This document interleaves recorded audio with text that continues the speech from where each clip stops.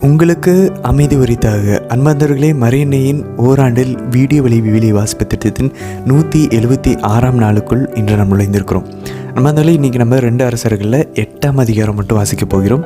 ஒசேயாவில் 8ஆம் அதிகாரம், 9ஆம் அதிகாரம், 10ஆம் அதிகாரம் 3 அதிகாரங்கள் வாசிக்க போகிறோம்.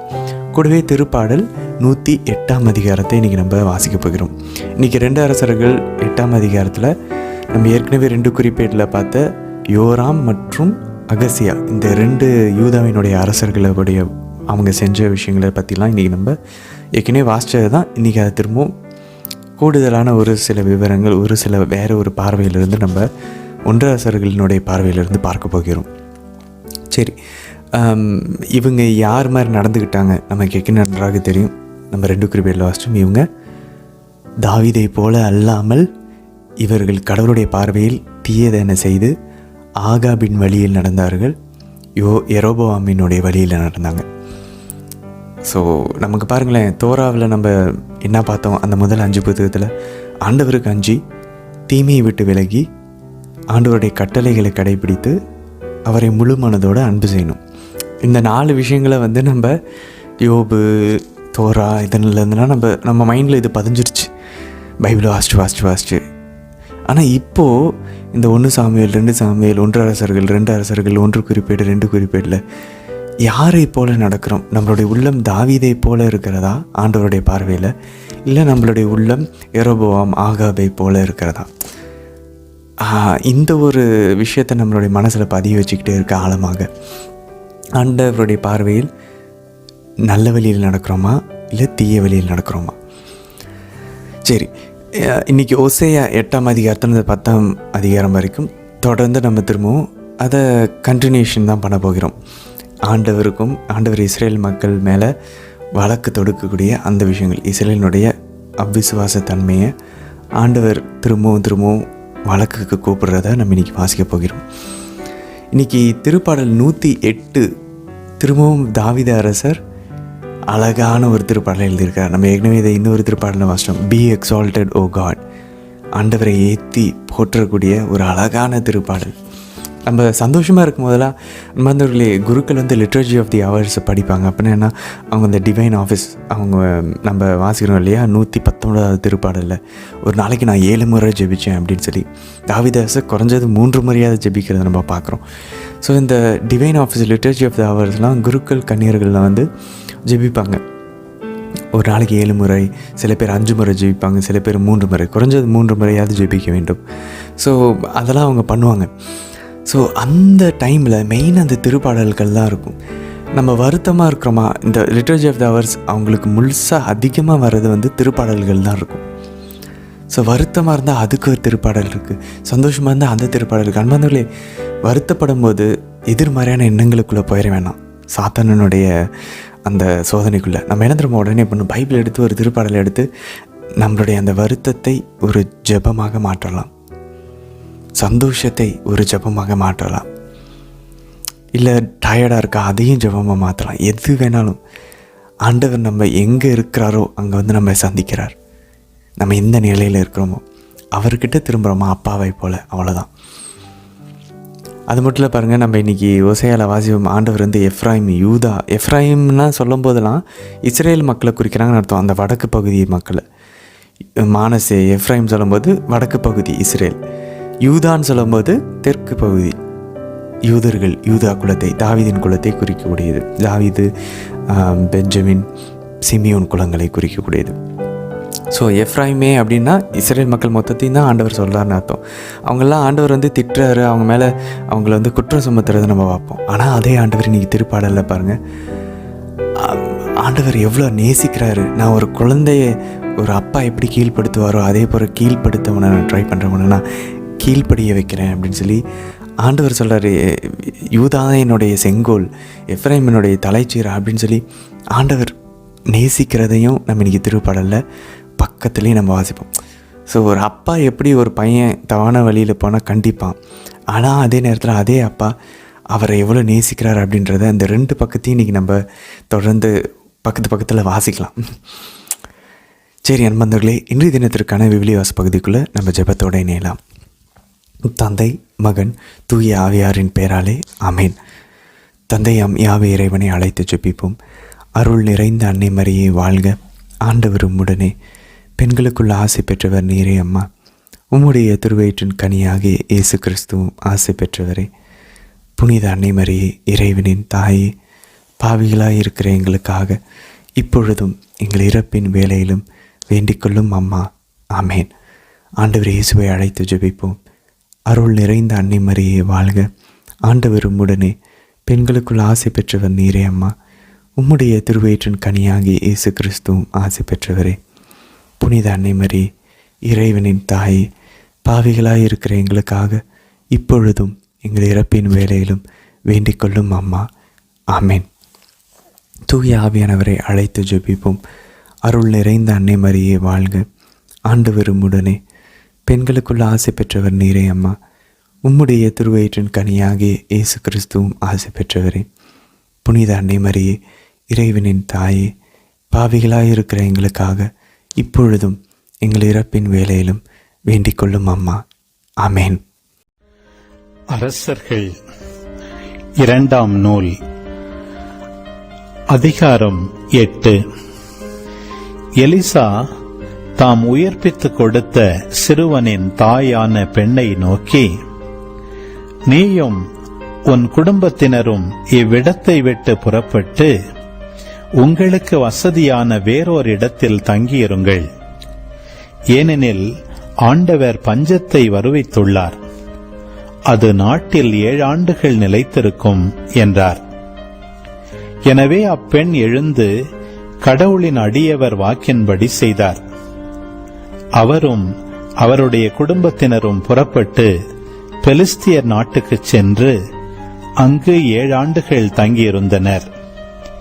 7 ஆண்டுகள் கடந்த பின் அந்த பெண் பெலிஸ்தியர் நாட்டினின்று திரும்பி வந்து தம் வீடும் நிலங்களும் தமக்கு கிடைக்கும் பொருட்டு அரசனிடம் முறையிடச் சென்றார். அப்பொழுது அரசனும் கடவுளின் அடியவருக்கு பணிவிடை செய்து வந்த கேகசியிடம், எலிசா புரிந்துள்ள அரும்பெரும் செயல்களையெல்லாம் எனக்கு சொல்லும் என்று கேட்டு உரையாடி கொண்டிருந்தான். அவனும் இறந்தவனை எலிசா உயிர்ப்பித்துக் கொடுத்த நிகழ்ச்சியை அரசனுக்கு எடுத்துக் கூறி கொண்டிருந்தான். உயிர்ப்பிக்கப்பட்ட அதே சிறுவனின் தாய் அப்பொழுது அரசன் முன் வந்து தம் வீட்டையும் நிலங்களையும் முன்னிட்டு அரசனிடம் முறையிட்டார். அப்பொழுது கேகசி, அரசே, என் தலைவரே, இவள்தான் அந்த பெண். இவள் மகனாகிய இவனைத்தான் எலிசா உயிர்ப்பித்தார் என்றான். அரசன் அந்த பெண்ணிடம் அதை பற்றி வினவ அவரும் நடந்ததையெல்லாம் அவனுக்கு சொன்னார்.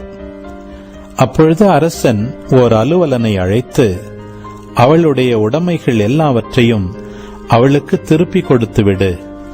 மேலும் அவள் நாட்டை விட்டு சென்ற நாள் முதல் இன்று வரை அவளுடைய நிலங்களிலிருந்து கிடைத்த வருவாயையும் அவளுக்கு கொடுத்துவிடு என்று கட்டளையிட்டான். எலிசா தமஸ்கு நகருக்கு வந்தபோது சிரியா மன்னன் பெனதாது நோயுற்றிருந்தான். கடவுளின் அடியவர் இங்கு வந்திருக்கிறார் என்று அவனுக்கு தெரிவிக்கப்பட்டது. அந்த மன்னன் அசாவேலிடம், கையோடு ஓர் அன்பளிப்பு எடுத்துக்கொண்டு கடவுளின் அடியவரை சந்திக்கச் செல். நான் என் நோயினின்று நலம் பெறுவேனா என்று அவர் மூலம் ஆண்டவரிடம் கேட்டறிந்து வா என்றான். எனவே அவன் தமஸ்குவில் கிடைக்கக்கூடிய எல்லாவிதமான அரும்பொருள்களையும் 40 ஒட்டகச் சுமை அளவு கையோடு அன்பளிப்பாக எடுத்துக்கொண்டு சென்றான். அவர் முன் வந்து நின்று அவன் அவரை நோக்கி, நான் இந்நோயினின்று நலம் பெறுவேனா என்று கேட்குமாறு சிரியாவின் மன்னனும் உம் புதல்வனுமான பெனதாது உம்மிடம் என்னை அனுப்பியுள்ளார் என்றான். எலிசா மறுமொழியாக, நீ போய் நீர் நலமடைவது உறுதி என்று சொல். ஆனால் அவன் செத்துப்போவது திண்ணம் என்று ஆண்டவர் எனக்கு வெளிப்படுத்தினார் என்றார். பிறகு கடவுளின் அடியவர் அசாவேலின் முகத்தை அவன் வெட்கமுறும் அளவுக்கு வைத்த கண் வாங்காமல் உற்று பார்த்து அழுதார். அசாவேல் அவரை நோக்கி, என் தலைவரே, நீர் அழுவது ஏன் என்று கேட்டான். அதற்கு அவர், நீ இஸ்ரவேல் மக்களுக்கு செய்யவிருக்கிற தீமைகளை நான் அறிவேன். அவர்களின் கோட்டைகளை தீக்கிரையாக்குவாய், அவர்களுடைய இளைஞர்களை வாளுக்கு இரையாக்குவாய், அவர்களுடைய சிறு குழந்தைகளை தரையில் மோதி கொல்வாய், அவர்களுடைய கருவுற்ற பெண்களின் வயிற்றை குத்தி கிழிப்பாய் என்றார். அசாவேல் அவரை நோக்கி, நாயினும் இழிந்தவன் அடியேன், இவ்வளவு கேவலமான செயலை நான் செய்வேனா என்றான். அதற்கு எலிசா, நீ சிரியாவின் மன்னனாகப் போகின்றாய் என்று ஆண்டவர் எனக்கு வெளிப்படுத்தியிருக்கிறார் என்றார். அசாவேல் எலிசாவிடமிருந்து விடை பெற்று தன் தலைவனிடம் திரும்பிச் சென்றான். மன்னன் அவனை நோக்கி, எலிசா உன்னிடம் என்ன சொன்னார் என்று கேட்டான். அதற்கு அசாவேல், நீர் நலமடைவது உறுதி என்று அவர் எனக்கு சொன்னார் என்றான். மறுநாள் அசாவேல் ஒரு போர்வையை எடுத்து தண்ணீரில் நனைத்து மன்னன் முகத்தை மூட அவன் இறந்து போனான். அசாவேல் அவனுக்கு பதிலாக அரசனானான். இஸ்ரேல் அரசன் ஆகாபின் மகன் யோராம் ஆட்சியேற்ற 5ஆம் ஆண்டில் யூதாவின் அரசன் யோசபாத்தின் மகன் யோராம் யூதா நாட்டின் அரசனானான். அவன் தன் 32ஆம் வயதில் அரசனாகி 8 ஆண்டுகள் எருசலேமில் ஆட்சி புரிந்தான். அவன் ஆகாபின் மகளை மணந்தவன். ஆதலால் ஆகாபின் குடும்பத்தவரைப் போல இஸ்ரேல் அரசர்களின் வழியில் நடந்தான். ஆண்டவரின் பார்வையில் தீயதெனப்பட்டதை செய்தான். ஆயினும் ஆண்டவர் தம் அடியான் தாவீதை முன்னிட்டு யூதாவை அழிக்க விரும்பவில்லை. ஏனெனில் அவர் தம் மைந்தராம் குலவிளக்கை எந்நாளும் காப்பதாக அவருக்கு வாக்களித்திருந்தார். யோராமின் காலத்தில் ஏதோமியர் யூதாவின் அதிகாரத்திற்கு எதிராக கிளர்ச்சி செய்து தங்களுக்கென ஓர் அரசனை நியமித்துக் கொண்டனர். ஆனால் யோராம் சாயிருக்கு தன் தேர்ப்படைகள் அனைத்தோடும் சென்றான். ஏதோமியர் அவனையும் அவனுடைய தேர்ப்படை தலைவர்களையும் சூழ்ந்து கொண்டனர். அவன் இரவில் எழுந்து ஏதோமியரை வெட்டி வீழ்த்தினார். மக்கள் தம் தம் கூடாரத்திற்கு தப்பி ஓடினர். எனவே இந்நாள் வரை ஏதோமியர் யூதாவின் அதிகாரத்திற்கு எதிராக கிளர்ச்சி செய்து கொண்டே இருக்கின்றனர். அதே காலத்தில் லிப்னாவும் கிளர்ச்சி செய்தது. யோராமின் பிற செயல்களும் அவன் செய்தவை யாவும் யூதா அரசர்களின் குறிப்பேட்டில் எழுதப்பட்டுள்ளன அல்லவா? யோராம் தன் மூதாதையரோடு துயில் கொண்டு தாவீதின் நகரில் அடக்கம் செய்யப்பட்டான். அவனுக்கு பதிலாக அவன் மகன் அகசியா அரசனானான். இஸ்ரேலின் அரசனான ஆகாபின் மகன் யோராம் ஆட்சியேற்ற 12ஆம் ஆண்டில் யூதாவின் அரசனான யோராமின் மகன் அகசியா அரசாளத் தொடங்கினான். தன் 22ஆம் வயதில் அரசனான அகசியா எருசலேமில் இருந்து கொண்டு ஓராண்டு ஆட்சி செலுத்தினான். இஸ்ரேல் அரசன் ஓம்ரியின் பேத்தியான அத்தலியா என்பவளே அவன் தாய். அவன் ஆகாபு வீட்டு மருமகனாதலின் ஆகாபு குடும்பத்தவரை போல நடந்து ஆண்டவரின் பார்வையில் தீயதெனப்பட்டதை செய்தான்.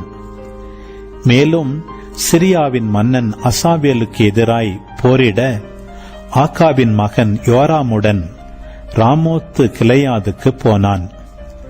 ஆனால் அங்கு சிரியா படையினர் யோராமை தாக்கினர். சிரியாவின் மன்னன் அசாவேலுடன் ராமோத்தில் போரிடுகையில் சிரியரால் ஏற்பட்ட காயங்களை ஆற்றிக்கொள்வதற்காக யோராம் இஸ்ரேலுக்கு திரும்பி வந்தான்.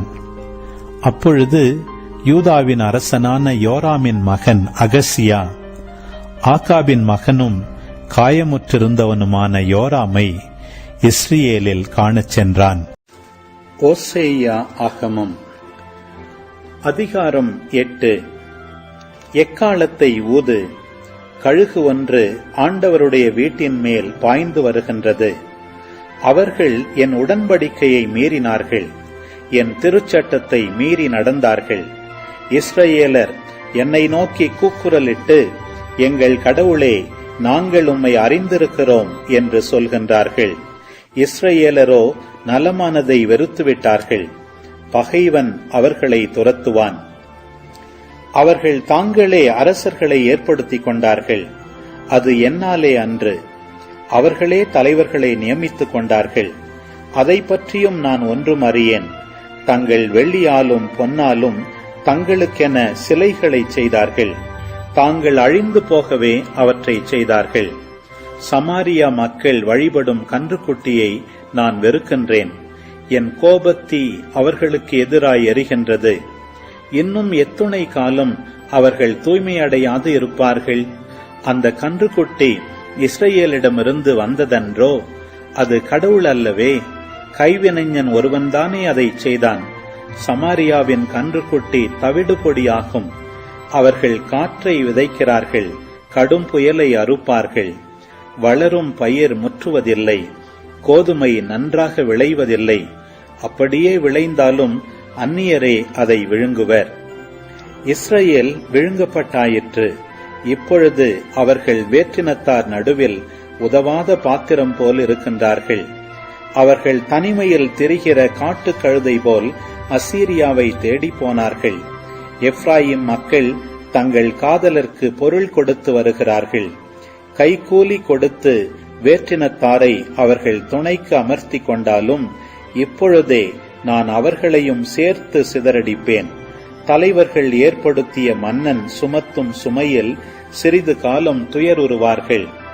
எப்ராயிம் பாவம் செய்வதற்கென்றே பலிபீடங்கள் பல செய்து கொண்டான். அப்பீடங்களே அவன் பாவம் செய்வதற்கு காரணமாயின. ஆயிரக்கணக்கில் நான் திருச்சட்டங்களை எழுதி கொடுத்தாலும் அவை நமக்கில்லை என்றே அவர்கள் கருதுவார்கள். பலியை அவர்கள் விரும்புகின்றார்கள். பலி கொடுத்து அந்த இறைச்சியையும் உண்ணுகிறார்கள். அவற்றின் மேல் ஆண்டவர் விருப்பம் கொள்ளவில்லை. அதற்கு மாறாக அவர்கள் தீச்செயல்களை நினைவில் கொள்கின்றார். அவர்கள் செய்த பாவங்களுக்கு தண்டனை வழங்குவார். அவர்களோ எகிப்து நாட்டிற்கு திரும்புவார்கள். இஸ்ரவேல் தன்னை படைத்தவரை மறந்துவிட்டு அரண்மனைகளை கட்டினான். யூதாவோ அரண்சூழ் நகர்கள் பலவற்றை எழுப்பினான். நானோ அவனுடைய நகர்கள் மேல் நெருப்பை அனுப்புவேன். அவனுடைய அரண்களை அது பொசுக்கிவிடும். ஓசேயா ஆகமம் அதிகாரம் 9. இஸ்ரவேலே, நீ களிப்புறாதே, மற்ற மக்களைப் போல் நீ அக்களிக்காதே. உன் கடவுளை கைவிட்டு நீ வேசி தொழில் புரிந்தாய். கதிரடிக்கும் களமெல்லாம் நீ விலைமகளின் கூலியை நாடுகின்றாய். கதிரடிக்கும் களமும் திராட்சை கனி பிழியும் ஆலையும் அவர்களுக்கு உணவு அளிக்க மாட்டா. புதிய திராட்சை ரசமும் இல்லாமல் போகும். ஆண்டவரின் நாட்டில் அவர்கள் குடியிருக்க மாட்டார்கள். எப்ராயிம் எகிப்துக்கு திரும்பி போவான். அவர்கள் அசீரியாவில் தீட்டுப்பட்டதை உண்பார்கள். திராட்சை ரசத்தை ஆண்டவருக்கு நீர்ம படையலாய் வார்க்க மாட்டார்கள். அவர்களின் பலிகள் அவருக்கு உகந்தவை ஆக மாட்டா. அவை அவர்களுக்கு இழவு வீட்டு உணவு போல் இருக்கும். அவற்றை உண்பவர் யாவரும் தீட்டுப்படுவர். ஏனெனில் அவை அவர்களின் பசி தீர்க்கும் உணவே ஆகும். ஆண்டவரின் கோவிலில் அவை படைக்கப்படுவதில்லை. விழா நாள்களில் அவர்கள் என்ன செய்கின்றார்கள்? ஆண்டவரின் திருநாளன்று அவர்கள் செய்வதென்ன? அவர்கள் அழிவுக்கு தப்பி ஓடுவார்கள். எகிப்து அவர்களை சேர்த்துக் கொள்ளும். மெம்பிஸில் அவர்கள் அடக்கம் செய்யப்படுவார்கள். அவர்கள் விரும்பி வைத்திருந்த வெள்ளியால் செய்த அரிய பொருள்கள் காஞ்சொரிச் செடிகளுக்கு உரிமை சொத்தாகும். அவர்களின் கூடாரங்களில் முட்புதர்கள் வளரும். தண்டனை தீர்ப்பு பெறும் நாள்கள் வந்துவிட்டன. பதிலடி கிடைக்கும் நாள்கள் வந்துவிட்டன. இதை இஸ்ரவேலர் அறிந்து கொள்வர். உன் தீச்செயலின் மிகுதியாலும் பெரும் பகையுணர்ச்சியாலும் இறைவாக்கினன் மூடனாயிருக்கிறான். இறை ஆவி பெற்றவன் வெறி கொண்டு உளறுகின்றான் என்கின்றாய். என் கடவுளின் மக்களாகிய எப்ராயிமுக்கு இறைவாக்கினன் காவலாளியாயிருக்கின்றான். ஆயினும் வேடன் ஒருவனின் வலை அவனை எப்பக்கமும் சூழ்ந்துள்ளது. அவனுடைய கடவுளின் கோவிலிலும் பகைமை நிலவுகின்றது. கிபையாவின் நாள்களில் நடந்தது போலவே அவர்கள் கொடுமை செய்வதில் ஆழ்ந்திருக்கின்றார்கள். அவர்களுடைய தீச்செயலை ஆண்டவர் நினைவில் கொள்வார். அவர்களுடைய பாவங்களுக்கு தண்டனை கொடுப்பார். பாலை நிலத்தில் திராட்சை குலைகளை கண்டது போல் நான் இஸ்ரவேலை கண்டுபிடித்தேன். பருவகால தொடக்கத்தின் முதல் அத்திப்பழங்களைப் போல் உங்கள் தந்தையரை கண்டுபிடித்தேன். அவர்களோ பாகால் பெயோருக்கு வந்து மானக்கேடானவற்றுக்கு தங்களையே நேர்ந்து கொண்டார்கள்.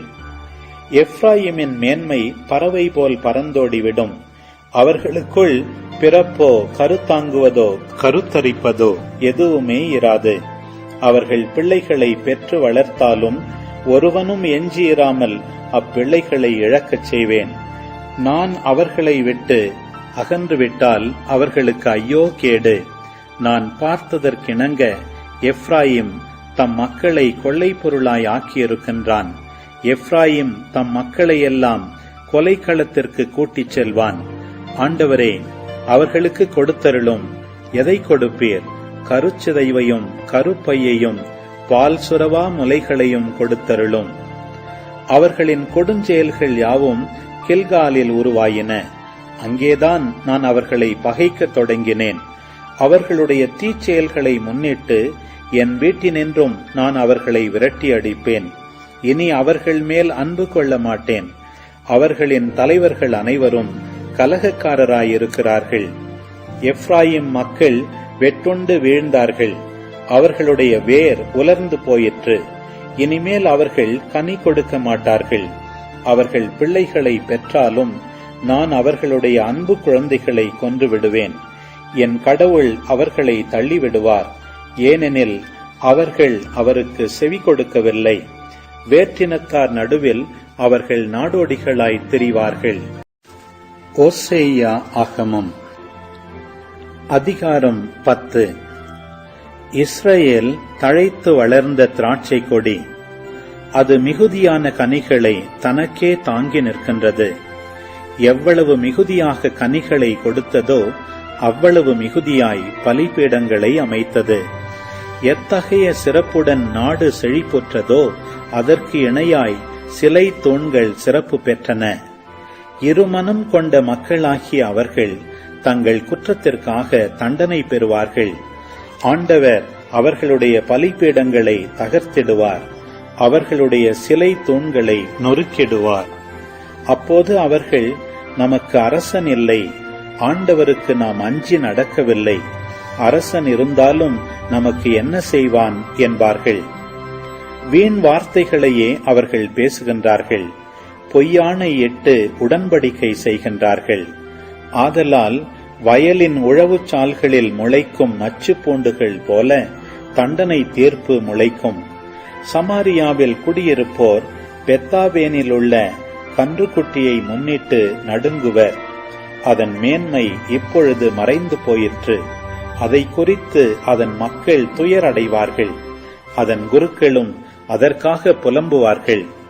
அதுவே அசீரியாவில் உள்ள யாரேபு மன்னனுக்கு அன்பளிப்பாக கொண்டு போகப்படும். எப்ராயிம் வெட்கமடைவான். இஸ்ரவேல் தன் ஆலோசனையால் நாணமடைவான். சமாரியாவின் அரசன் நீர்மேல் குமிழி போல் அழிந்து போவான். இஸ்ரவேலின் பாவமாகிய சிலை வழிபாட்டின் உயர்ந்த இடம் எல்லாம் அழிக்கப்படும். முள்களும் முட்புதர்களும் அவற்றின் பலிபீடங்கள் மேல் வளரும். அப்போது அவர்கள் மலைகளை பார்த்து, எங்களை மூடிக்கொள்ளுங்கள், குன்றுகளை பார்த்து எங்கள் மேல் விழுங்கள் என்று சொல்வார்கள். இஸ்ரவேலர் கிபையாவில் தங்கியிருந்த நாளிலிருந்தே பாவம் செய்து வந்தார்கள். கிபையாவில் பொல்லார் மேல் எழுந்த கடும்போர் அவர்கள் மேலும் வராதா? நான் வந்து அவர்களை தண்டிப்பேன்.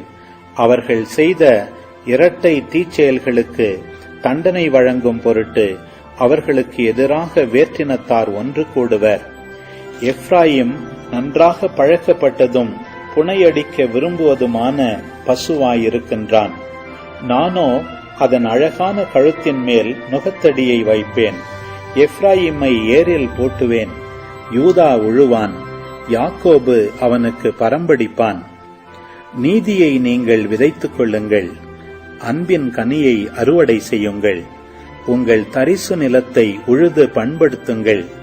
ஏனெனில் ஆண்டவர் வந்து உங்கள் மேல் நேர்மையை பொழியுமாறு நீங்கள் அவரை தேடும் காலம் நெருங்கி வந்துவிட்டது. நீங்கள் கொடுமையை உழுதீர்கள், தீவினையை அறுவடை செய்தீர்கள், பொய்மை கனியை தின்றீர்கள். உங்கள் தேர்ப்படைகளின் மேலும் வீரர்களின் எண்ணிக்கையின் மேலும் நீங்கள் நம்பிக்கை வைத்தீர்கள். ஆதலால் உங்கள் மக்களிடையே போர்க்குரல் எழும்பும், உங்கள் அரண்கள் யாவும் அழிக்கப்படும். போரின் நாளில் பெத்தர்பேலை சல்மான் அழித்தபோது அன்னையர் தம் பிள்ளைகளோடு மோதி அடிக்கப்பட்டது போல அது இருக்கும்.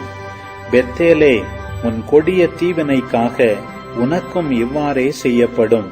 பொழுது விடியும் போது இஸ்ரவேலின் அரசன் அழிந்து போவது உறுதி. திருப்பாடல் 108.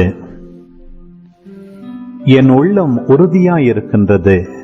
கடவுளே, என் உள்ளம் உறுதியாயிருக்கின்றது. நான் பாடுவேன், உம்மை புகழ்ந்து பாடுவேன். என் நெஞ்சே விழித்தெழு, வீணையே யாழே விழித்தெழுங்கள். வைகரையை விழித்தெழச் செய்வேன். ஆண்டவரே, மக்களினங்களிடையே உமக்கு நன்றி செலுத்துவேன். எல்லா இனத்தாரிடையேயும் உம்மை புகழ்ந்து பாடுவேன். ஏனெனில் வானளவு உயர்ந்துள்ளது உமது பேரன்பு, முகில்களை தொடுகின்றது உமது உண்மை.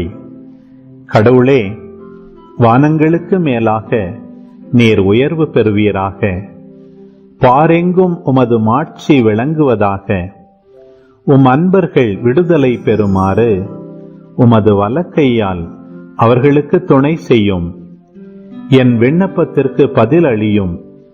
கடவுள் தமது தூயகத்து நின்று இவ்வாறு உரைத்தார். வெற்றி களிப்பிடையே செக்கேமை பங்கிடுவேன். சுக்கோத்து பள்ளத்தாக்கை அளந்து கொடுப்பேன். கிளையாது என்னுடையது, மனாசேயும் என்னுடையதே.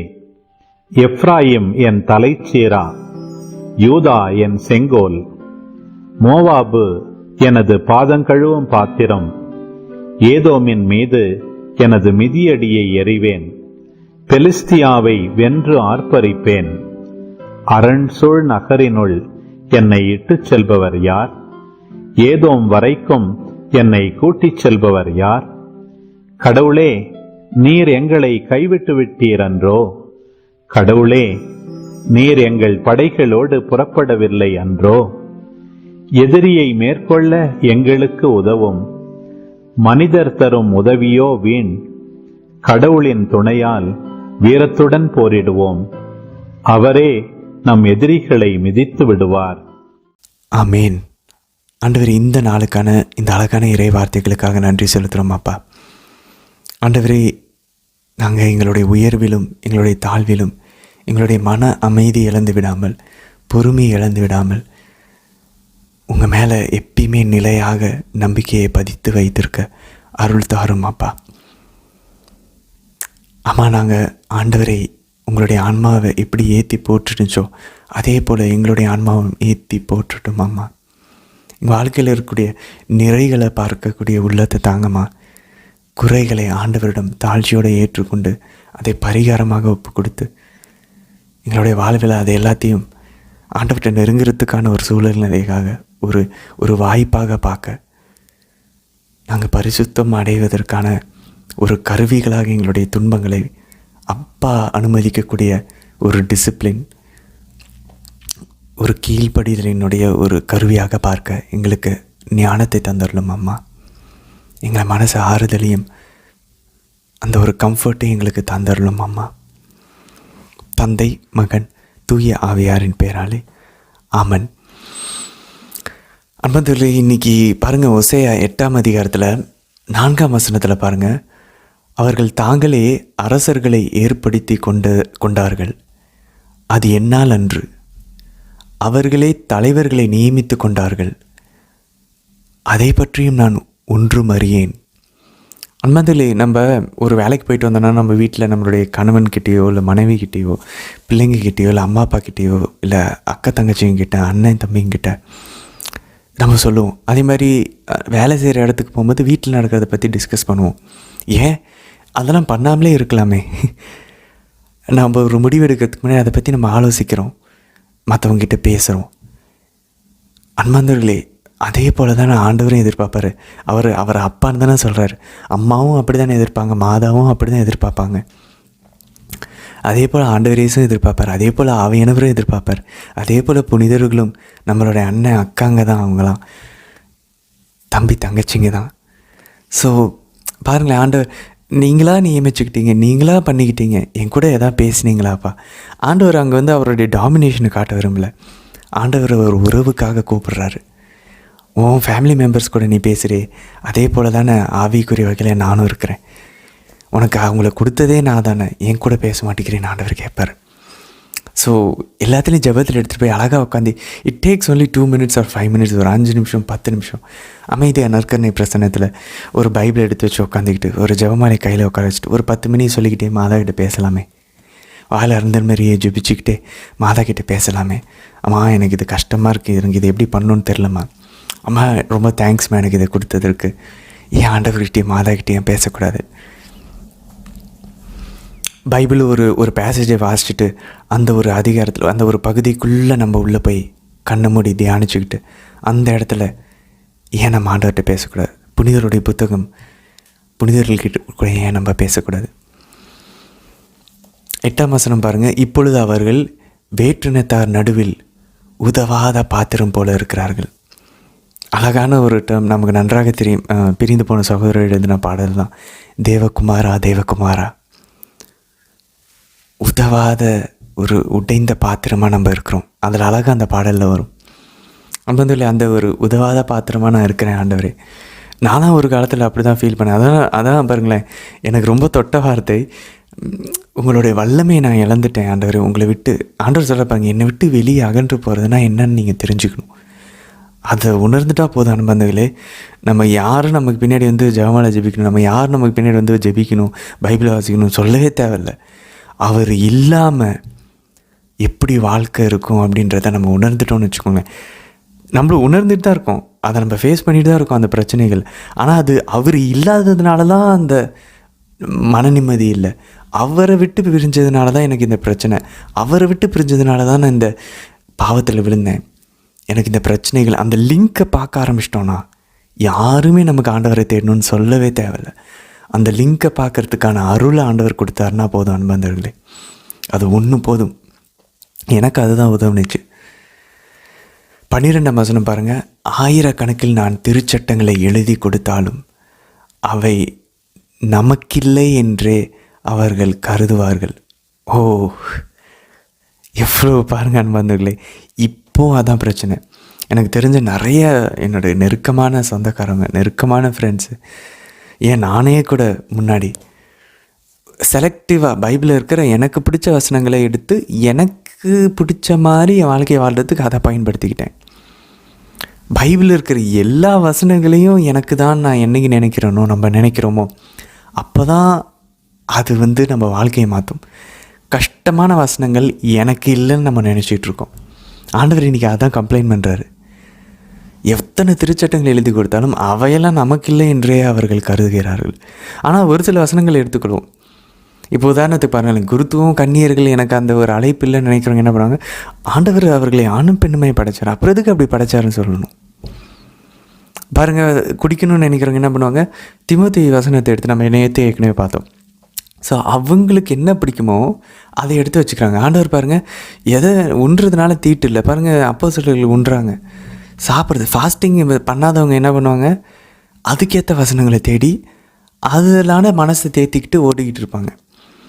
ஆனால் ஆண்டவர் ஒரு வேணும்னே பிடிச்சாருன்னா வச்சுக்கோங்களேன், பிடிச்சிருவார். அடித்தாருன்னா அடிச்சிடுவார். பிள்ளைய போல் அடித்து திருப்பி கூட்டிகிட்டு வரணும்னு நினச்சானா கூட்டிகிட்டு வந்துடுவார். ஒரு சில பேர்லாம் அப்படி கூட்டிகிட்டு வர மாட்டேங்கிறாரு. அதுதான் வருத்தமாக இருக்குது. ஏன்டவரை எங்களெல்லாம் அடித்து கூட்டிகிட்டு வரீங்க, அவங்களையும் அடித்து கூட்டிகிட்டு வாங்களேன்னு சொல்லி அப்படியே அடித்தா கூட சில பேர் ஆண்டவர்கிட்டருந்து நம்ம ஆண்டவர் விட்டு போகிறதுனால தான் அடி வாங்குகிறோம் அப்படின்னு உணராத ஒரு நிலையிலையும் இருக்கிறாங்க. ரொம்ப வருத்தமான ஒரு நிலைமையாக இருக்குது. we have to pray for them. அவங்களுக்காக ஜெபிக்கணும். அதுக்கப்புறம் பாருங்கள் 10ஆம் வசனத்தில் 9ஆம் அதிகாரத்தில் ஓசேயா 9ஆம் அதிகாரம் 10ஆம் வசனத்தில் பாலை நிலத்தில் திராட்சை குலைகளை கண்டது போல நான் இஸ்ரேலை கண்டுபிடித்தேன். ஞாபகம் இருக்கா? நமக்கு இனிமை மிகு பாடல்களை அந்த பெண்ணை வர்ணிக்கும் போது, அந்த மணவாட்டியை வர்ணிக்கும் போது, மணவாளன் இப்படி தான் திராட்சை குலைகளை போல இருக்கிறது அப்படின்னு சொல்லி கூறுகிறார். அப்போ பாருங்கள், இஸ்ரேலை பார்க்கும்போது, மணவாட்டியை பார்க்கும்போது ஆண்டவருக்கு திராட்சை குலைகளை போல இருக்குதான். அதான் பாருங்கள், அந்த மது, திராட்சை ரசம், இது எல்லாமே இஸ்ரேலை குறிக்கிறது. இதுக்கும் அப்போ காணவர் திருமணத்துக்கும் அந்த தொடர்பு பாருங்கள். மாதா ஒரு இஸ்ரேலினுடைய ஒரு மணவாட்டியை போல் யாவையிடம் கேட்பதை போல் மாதா தீந்துருச்சுன்னு சொல்லி பரிந்து பேசுகிறாங்க. திராட்சை ரசம் தீந்துருச்சுன்னு. அவங்களுடைய கட்டளைகள், அவங்களோட உடன்படிக்கை எல்லாம் போயிடுச்சு. ஏதாவது புதிய உடன்படிக்கை நீங்கள் சொல்லியிருக்கீங்களே அதை கொண்டு வாங்க. மாதா அந்த பழைய ஏற்பாட்டினுடைய அந்த எல்லையில் நின்று கொண்டு பரிந்து பேசுகிறாங்க புதிய உடன்படிக்கை ஆரம்பிக்கிறதுக்கு. பருவகால தொடக்கத்தின் முதல் அத்தி பழங்களைப் போல உங்கள் தந்தையரை கண்டுபிடித்தேன் அப்படின்றார். அப்போ பாருங்களேன், அந்த முதல் கனி, ஃபஸ்ட்டு ஃப்ரூட்ஸ், அத்தி மரத்தினுடைய பழங்களின் முதல் அத்தி பழங்களைப் போல நான் பார்த்தேன். First fruits. இதை தான் நம்ம புதிய ஏற்பாட்டில் வாசிக்கிறோம். ஆண்டவர் இயேசுவே உயிர்த்தெழுதலினுடைய முதற்கனியாக, முதற் பலனாக ஆண்டவர் இயேசு வந்தார். அதுக்கப்புறம் இறுதி நாளின் போது நம்ம எல்லாருமே வரப்போகிறோம். ஸோ ஆண்டவர் இயேசு தான் தலைமகன். இஸ்ரேலுக்கு பதிலாக அவர் தான் இருக்கார், முழுமையாக நிறைவு செய்கிறார். இஸ்ரேலை முதற்கனின்னு சொல்கிறாரு, ஆண்டவர் இயேசு தான் முதற்கனியாக வருகிறார். அத்தி மரத்தின் முதற்கனி அல்ல, உயிர்த்தெழுதலின் முதல் கனி. அதுக்கப்புறம் பாருங்கள் 12ஆம் வசனத்தில் 9ஆம் அதிகாரம், நான் அவர்களை விட்டு அகன்று விட்டால் அவர்களுக்கு ஐயோ கேடு. இது மட்டும் நடக்கவே கூடாது அன்பார்ந்தவர்களே. அதான் நம்ம ஏற்கனவே பார்த்தோம் இல்லையா, திருவிழாவில் அப்பா அம்மாவோட கையை விட்டுட்டு போகிற ஒரு ஃபீல். எதெல்லாம் நமக்கு ஆர்வமாக அட்ராக்டிவாக இருந்துச்சோ, சந்தோஷமாக இருந்துச்சோ, அது எல்லாமே ஒரு பிரச்சனையாக மாற ஆரம்பிக்கும். ஆனால் அவர் கையை பிடிச்சிக்கிட்டோம், அவர் கூட இருந்தோம், மற்ற பொருட்களை பயன்படுத்திக்கிட்டு ஆண்டவர் கூட இருக்கணும். நம்ம என்ன திரும்ப பண்ணிடுறோம், ஆண்டவரை பயன்படுத்திட்டு மற்ற பொருட்கள் கூட இருக்கிற ட்ரை பண்ணிகிட்டு இருக்கோம். We use God to be with other worldly things. Actually, we have to be with God and use the world. நம்ம அதுக்கு நேர் எதிரான விஷயங்களை பண்ணிகிட்ருக்கோம். 10ஆம் அதிகாரம் 9ஆம் வசனம் பாருங்கள், எவ்வளவு மிகுதியாக கனிகளை கொடுத்ததோ அவ்வளவு மிகுதியாக பலிபீடங்களை அமைத்தது. எவ்வளோக்கு எவ்வளோ அவங்க செழுமையில் போனாங்களோ அவ்வளோக்கு எவ்வளோ ஆண்டவரை விட்டு மறந்து போனாங்க. அதை நம்ம ஏற்கனவே அந்த அரசரையும் பார்த்தோம். அவர் நல்லா ஸ்ட்ராங்காகவே தலைக்கணம் வந்தது. நம்மளுடைய ஆன்மீக வாழ்க்கையில் இது நடந்துக்கிட்டே இருக்கு அன்பர்களே. நானும் பார்த்துக்கிட்டே இருக்கேன். எப்பப்பெல்லாம் நம்ம லைட்டாக அப்படியே ஒரு லைட்டாக நல்லா போயிடுச்சுன்னு வச்சுக்கோங்களேன், உடனே லைட்டாக மந்த நிலைக்கு போயிடுவோம், சாத்தான் இழுப்பான். ஆனால் புனித லோயலா என்ன செய்யற அழகாக கூறுகிறார், அப்படியே நம்ம லேக்ஸ் ஆக்கி அப்படியே ஒரு மாதிரி ஒரு மந்த நிலை, ஒரு வெதுவெதுப்பான ஒரு நிலைக்கு போயிட்டு அப்படியே தலைக்கணத்துக்கு அப்படியே லைட்டாக பாவத்தில் கொண்டு போயிடுவோம். உடனே ஆண்டவர் நம்மளை அதை உடைக்கணும். இந்த ப்ராசஸ் நடந்துக்கிட்டே இருக்கும். ஒரு பாயிண்டில் நம்ம நிலையாக போகிற வரைக்கும் அந்த டைமில் உடனே பயந்துடக்கூடாது. பாவத்திலையோ இல்லை பிரச்சனைகள் இருந்தால் உடனே ஆண்டவருக்கு தாழ்த்தி கொண்டு ஆண்டவர் பக்கம் திரும்பணும். பரிகாரம் செய்ய ஆரம்பிக்கணும், ஜெபமாலைகளை திருப்பலிகளை ஒப்பு கொடுக்க ஆரம்பிக்கணும், பைபிளை வாசிக்க ஆரம்பிக்கணும். அவ்வளவுதான்.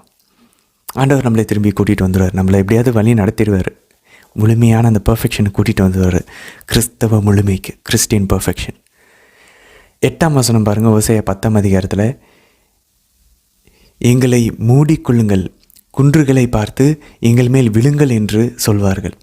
இது எதை குறிக்கிறது அப்படின்னா, அந்த வரவிருக்கக்கூடிய அந்த இஸ்ரேலினுடைய அவங்க நாடு கடத்த போகிறாங்க பாருங்கள், அதை குறிக்கக்கூடிய ஒரு வசனமாக இது அமைகிறது. ஓசேயா இறைவாக்கு கூறுகிறார், உங்களை பாருங்கள், நீங்கள் அந்த நாள் வரும்போது எங்களை மூடிக்கொள்ளுங்க, மலைகளை பார்த்து குன்றுகளை பார்த்து எங்களை மேலே விழுங்கன்னு சொல்லுவீங்க. ஏன்னா அவ்வளோ ஒரு டெரர், வயலன்ஸ் உங்களை சுற்றி வரப்போகிறது, வன்முறை உங்களை சுற்றி வரப்போகிறது. எதிரி படைகள்னால நீங்கள் ஆட்கொள்ளப்படுவீங்க. படையெடுக்கப்படுவீங்க அப்படின்னு சொல்கிறாங்க.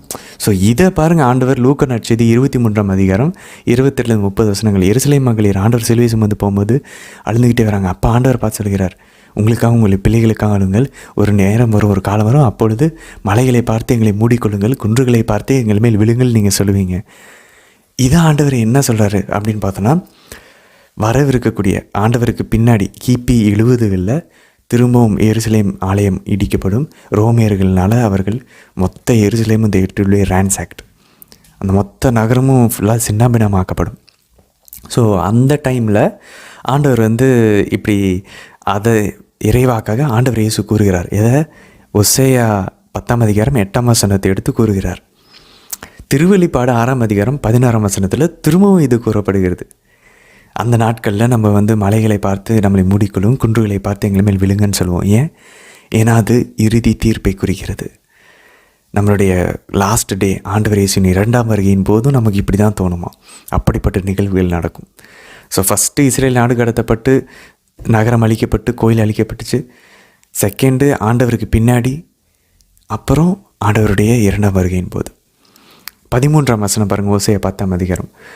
உங்கள் தேர்ப்படைகளின் மேலும் வீரர்களின் எண்ணிக்கையின் மேலும் நீங்கள் நம்பிக்கையை வைத்தீர்கள். ஆண்டவருடைய கம்ப்ளைண்ட்லாம் பாருங்கள் நண்பர்களே. ஆண்டவர் கொடுத்த விஷயத்தையே நம்ம எடுத்து அவருக்கு எதிராக திருப்பிட்டோம். அதுதான் ஆண்டவர் கொடுக்குற கம்ப்ளைண்ட்டாக இருக்குது. ஆண்டவர் அதனால தான் வருத்தப்படுறாரு. அதெல்லாம் நான் உனக்கு கொடுக்குறேன்றதை. ஸோ அதனுடைய மூலம் அவருன்னு உணர்ந்துட்டோன்னா நம்ம இதில் நம்பிக்கை வைக்க மாட்டோம். இது வெறும் ஃபீலிங் கிடையாது மனசில், இதை நம்மளுடைய செயலில் காட்டுவோம் அந்த டைம் வரும்போது. சரி நண்பர்களே, நாளை தினத்தில் நம்ம சந்திக்கலாம். தொடர்ந்து ஆண்டவருடைய கம்ப்ளைண்ட்டை கேட்டுக்கிட்டே இருக்கோம். நம்ம அதெல்லாம் பண்ணிகிட்ருக்கோம். நம்ம அதை மாற்றிக்க முயற்சிப்போம். உடனடியாக மாற்ற முடியாது, ஆண்டவர் ஜெபத்தில் கேட்போம் அதுக்கான அருளை. கொஞ்சம் கொஞ்சமாக மாற்றிக்கலாம். இப்போ தான் முதல் டைம் படிக்கிறோம். இப்போ தான் தெரியுது ஆண்டவர் நம்மக்கிட்ட இருந்து என்ன எதிர்பார்க்குறாரு. தொடர்ந்து பயணிப்போம், நம்முடைய வாழ்வை மாற்றிக்கொள்வோம், மனதை மாற்றிக்கொள்வோம். நாளை தினத்திற்கான வீடியோவில் சந்திக்கலாம். ஆமேன்.